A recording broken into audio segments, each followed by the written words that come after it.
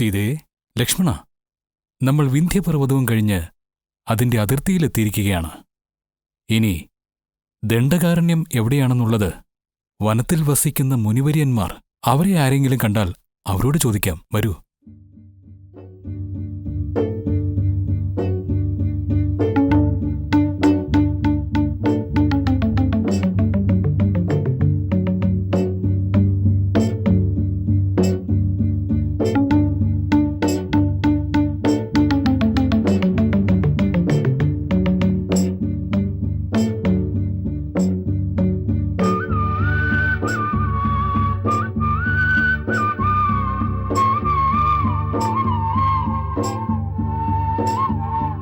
സ്വാമി, അങ്ങ് പറഞ്ഞതുപോലെ തന്നെ ദണ്ഡകാരണ്യം ആറുകളും ഇടതൂർന്ന വനങ്ങളും ഭംഗിയുള്ള മലകളും നിറഞ്ഞാണ് കാണപ്പെടുന്നത്. അതെ സീതേ, ഞാനും ഈ ദണ്ഡകാരണ്യത്തിന്റെ ഭംഗി ആസ്വദിച്ചുകൊണ്ട് തന്നെയാണ് നടക്കുന്നത്. അതാ അവിടെ ഒരു ആശ്രമം കാണുന്നുണ്ടല്ലോ.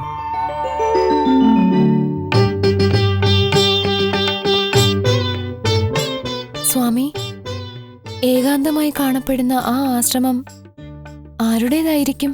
അതാ അകത്തുനിന്ന് ഒരു മഹർഷി ഇറങ്ങി വരുന്നു.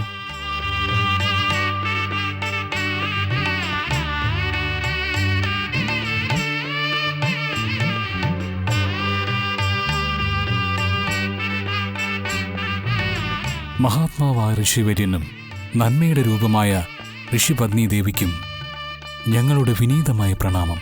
പ്രണാമം. ജ്ഞാനവും വീരവും ഒരുപോലെ പ്രാപ്തമാക്കിയ വീരന്മാർക്കും ഐശ്വര്യത്തിന്റെ വിളക്കായി വിളങ്ങുന്ന പുണ്യപുത്രിക്കും ഞങ്ങളുടെ എല്ലാവിധ ഭാവുകങ്ങളും നേരുന്നു. നന്നായിരിക്കട്ടെ. ഋഷിവര്യ, കോസല രാജ്യത്തിന്റെ ഭാഗമായ അയോധ്യ മഹാരാജ്യത്തെ തലസ്ഥാന നഗരിയായി കണ്ട് രാജ്യം ഭരിച്ച ദശരഥ ചക്രവർത്തിയുടെ പുത്രന്മാരാണ് ഞങ്ങൾ. എന്റെ പേര് രാമൻ, ഇവൻ അനുജൻ ലക്ഷ്മണൻ, ഇത് എന്റെ ധർമ്മപത്നി മിഥിലയിലെ മഹാരാജാവായ ജനകന്റെ പുത്രി സീത. ഭൂലോകത്തെ രക്ഷിക്കാൻ പിറന്ന അമൂല്യമായ രത്നങ്ങളല്ലേ നിങ്ങൾ? രാമ, പ്രതീക്ഷിക്കാതെ അതിഥികളായി ലഭിച്ച നിങ്ങളെ ഞങ്ങളുടെ ഈ ആശ്രമത്തിലേക്ക് സ്വാഗതം ചെയ്യാൻ അദ്രിമഹർഷിയായ ഈ ഞാനും എന്റെ പത്നി അനസൂയയും വളരെയധികം സന്തോഷിക്കുന്നു. എല്ലാവരും വന്നാലും വരൂ, നമുക്ക് ആശ്രമത്തിനുള്ളിലേക്ക് പ്രവേശിക്കാം. വന്നാലും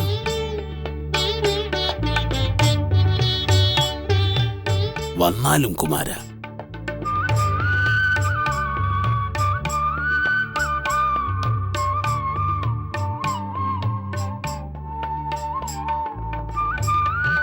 വന്നാലും അനസൂയ, ഉപവിഷ്ടരായാലും ഇവിടെ ഉപവിഷ്ടരായാലും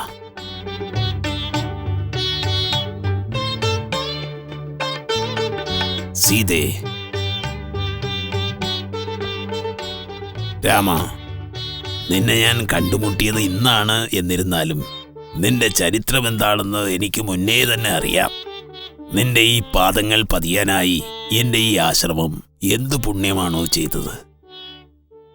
മഹാനായ ഋഷിവര്യ, അങ്ങയെപ്പറ്റിയും മാതാവായ അനസൂയെപ്പറ്റിയും എന്റെ കുലഗുരുവിന്റെ നാവാൽ ഞാനും അറിഞ്ഞിട്ടുണ്ട്.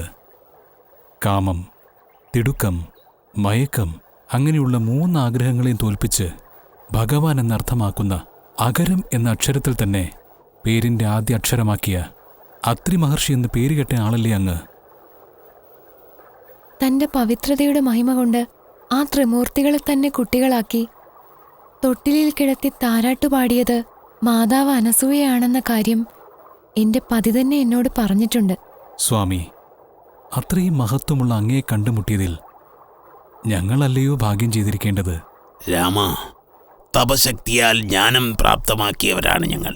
ഇത് പരിശ്രമിക്കുകയാണെങ്കിൽ ആർക്കും പ്രാപ്തമാക്കാവുന്നതാണ്. എന്നാൽ വിചാരിച്ച മാത്രയിൽ രാജപദവിയും സുഖഭോഗങ്ങളുമെല്ലാം ഉപേക്ഷിച്ച് ആരും ആഗ്രഹിക്കാത്ത വനത്തെ ഒരാൾ ആഗ്രഹിച്ചു വരുന്നത് വളരെ കഠിനമാണ്. എന്തിലും ദൈവമുണ്ടെന്നാണ് പറയാറ്. ആ ദൈവത്തിന്റെ ആത്മാവ് നിന്നിൽ പ്രകൃതിയെ തന്നെ ജന്മസിദ്ധമായി കുടിയിരിക്കുകയാണ്. അതുകൊണ്ടാണ് നിന്റെ വരവിനെ വളരെ വിശിഷ്ടമായി കാണുന്നത്. അനസൂയ, സ്വാമി, നമ്മുടെ അതിഥികളായ ഇവർക്ക് ഭക്ഷണം പാകം ചെയ്യൂ. രാമ, സീത അനസൂയയോടൊപ്പം സംസാരിച്ചിരിക്കട്ടെ. അങ്ങനെ ആവട്ടെ മഹർഷേ. എനിക്കും ചിലത് നിന്നോട് സംസാരിക്കാനുണ്ട്. വരൂ, പോകാം. ഇതാ വരുന്നു സ്വാമി. അനസൂയ, ഞങ്ങൾ അധികം വൈകാതെ തിരിച്ചു വരാം. വന്നാലും വരൂ മകളെ.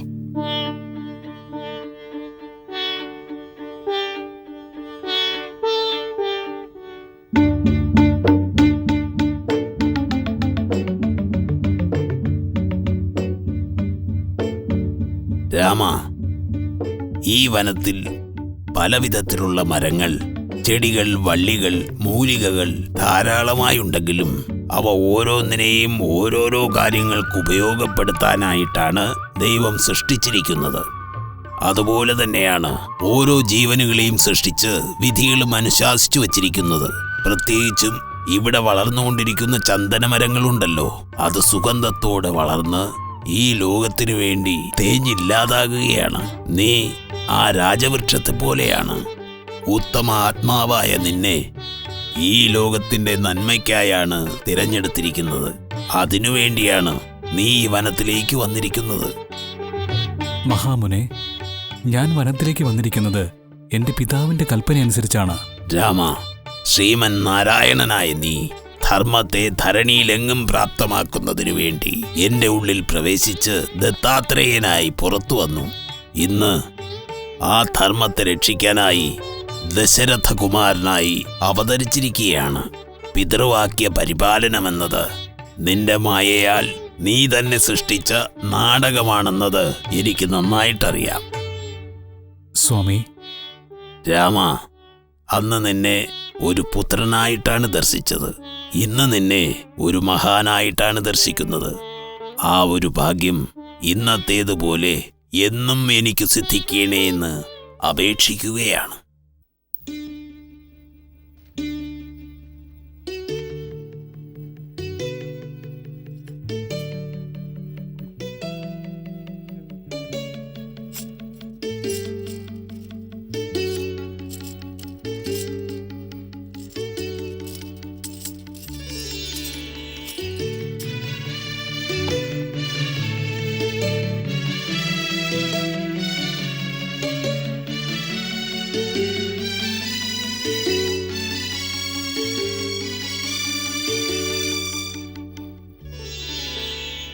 സീത,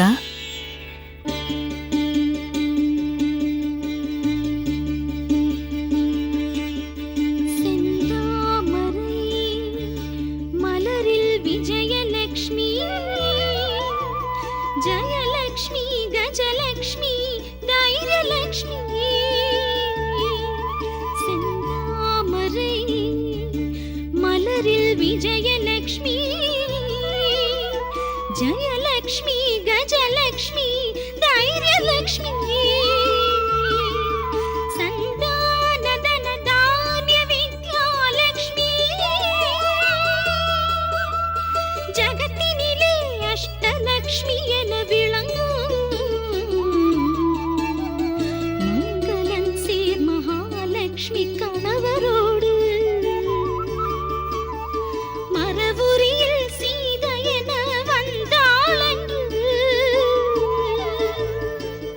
தங்கநகை வைரநகை சூட்டி கட்டு கணலான அனுசூயா சேவித்தாளே.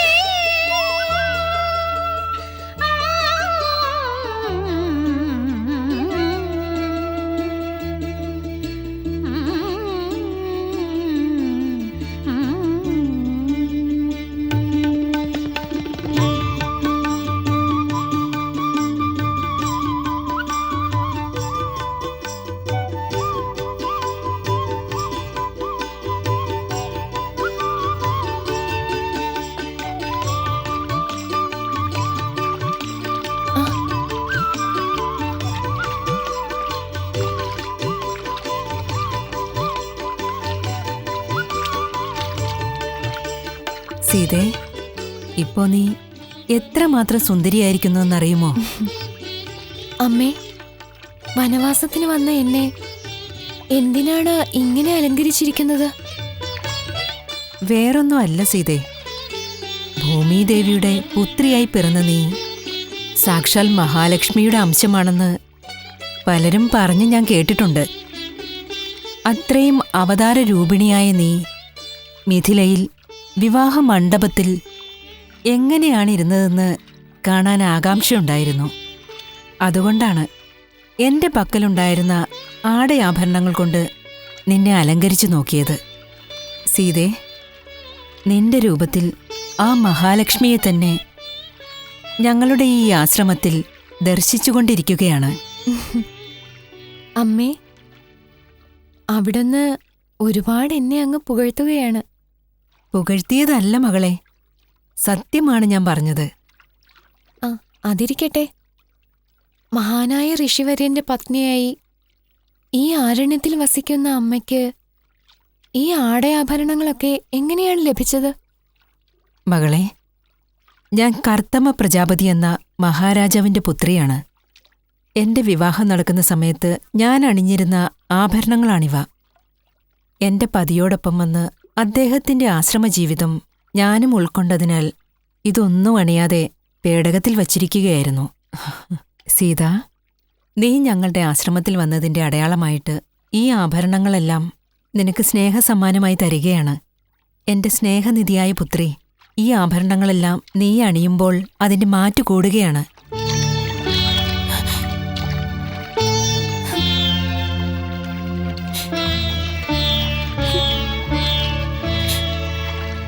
അമ്മേ, എന്റെ പതിയും വനത്തിലേക്ക് തപസ് ചെയ്യാനല്ലേ വന്നിരിക്കുന്നത്?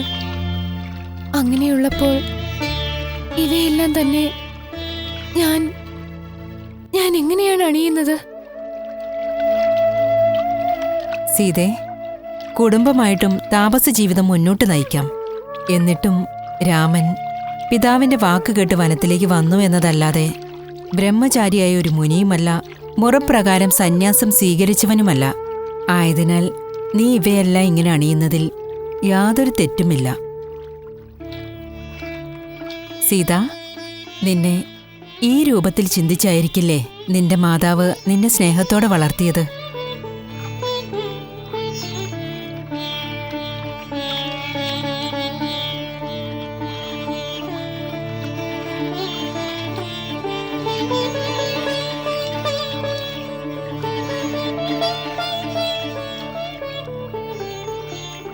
അമ്മേ, ഞാൻ പിറന്നപ്പോൾ തൊട്ട് അമ്മയുടെ മുഖം കാണാനേ കഴിഞ്ഞിട്ടില്ല.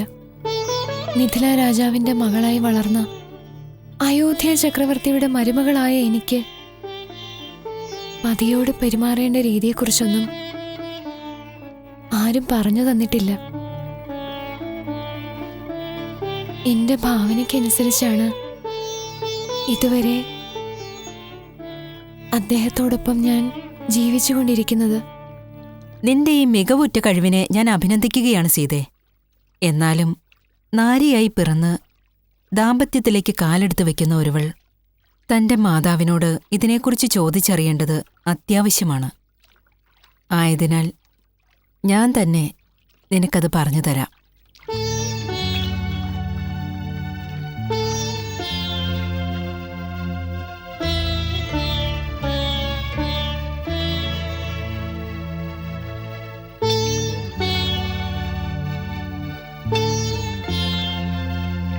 അമ്മേ, അമ്മയില്ലാത്ത എനിക്ക് അവിടുന്ന് ഇതൊക്കെ പറഞ്ഞു തന്നതിനാൽ അമ്മയെ തന്നെ മാതാവായി കരുതി പ്രണമിക്കുകയാണ്.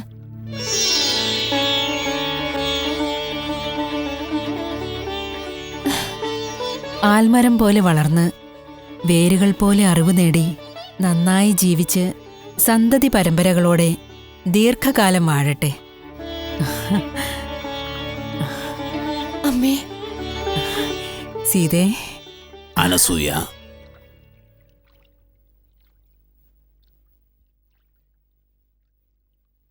ആരിത്? എന്റെ സീതയാണോ ഇത്?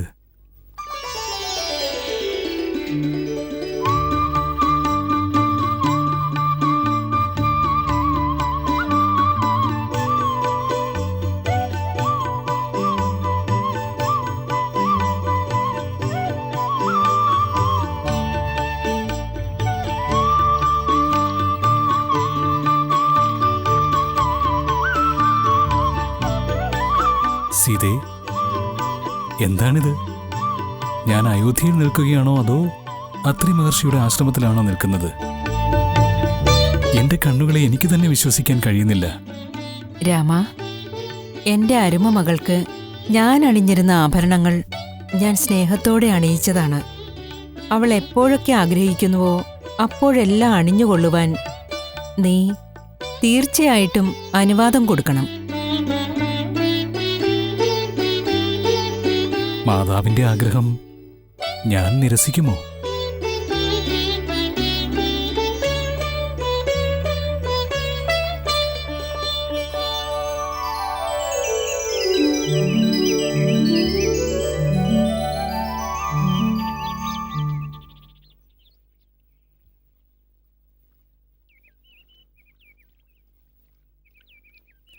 ശ്രേഷ്ഠനായ മുനിവരിയ, ഞങ്ങൾ വനസഞ്ചാരികളായി വന്നുകൊണ്ടിരിക്കുകയായിരുന്നു. ഞങ്ങളെ അങ്ങും മാതാവ് അനസൂയാദേവിയും ചേർന്ന് സ്നേഹത്തോടെ വരവേറ്റു.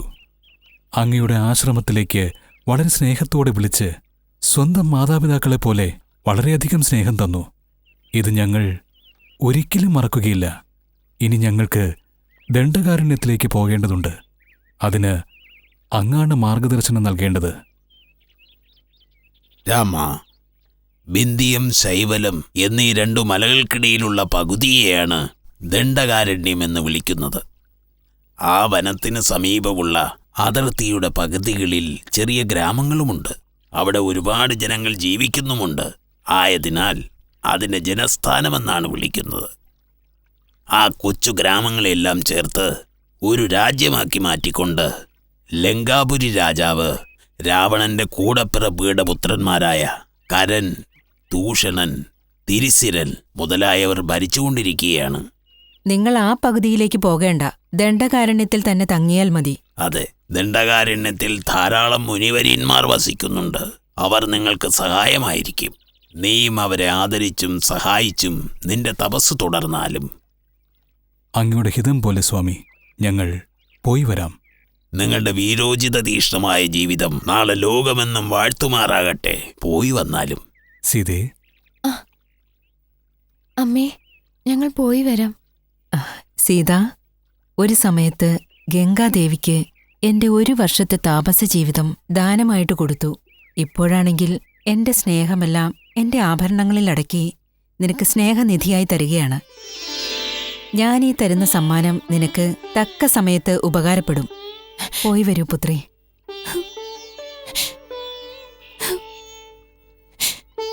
കരയാതിരിക്കൂ മകളെ. അമ്മേ,